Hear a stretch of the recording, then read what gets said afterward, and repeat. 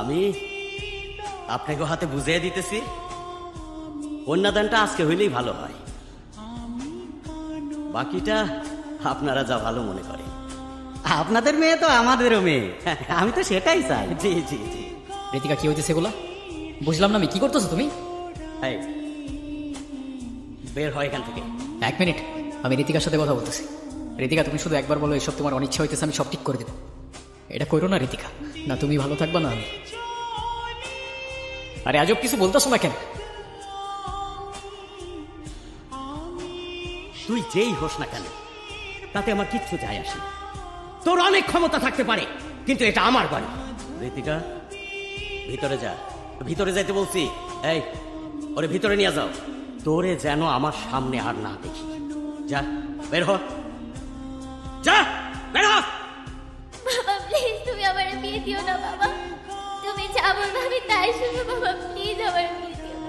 যে ছেলে তোর বাবার গায়ে হাত তুলেছে তার জন্য তোর মায়া হয়? আসলে তুই কি চাস? আমি তোর জীবন থেকে সইরা যাই? বাবা আমি ওরেও ছাড়তে পারবো না বাবা, আমি তোমারও ছাড়তে পারবো না।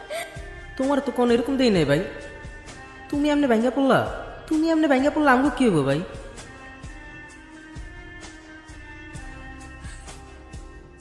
আর সবকিছু মিথ্যা হইতে পারে, কিন্তু মায়া মিথ্যা হয় না। এই মায়াগুলা মিথ্যা ছিল না ঋতিকা। আমি খুব ভালো করেই জানতাম তুমি আসবা। তুমি বিশ্বাস করবা কিনা জানি না, সব কোনো কিছুই আমি জেনে বুঝে করি নাই। আমি এসব কথা বলতে আসি নাই, শেষবার মতো তোমাকে একবার দেখার ইচ্ছে হয়েছে তাই আমি আসছি। আমাকে একটা কথা দিবা? শেষবারের মতো মানে?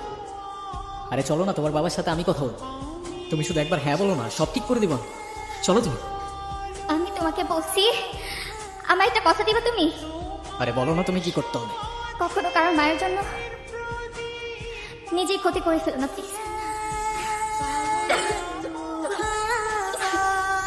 আমি তোমাকেও ছাড়তে পারবো না, বাবাকেও ছাড়তে পারবো না। আমাকে না হয় তোমরাই ছেড়ে দাও। এই, ওর এখান থেকে সরাই নে, ওর জন্য আমার মেয়ে মরছে। মা বাপ রেখে চলে গেল, কষ্ট হয়নি। তার মানুষগুলোও ছেড়ে চলে গেল, কিচ্ছু মনে হয় নাই।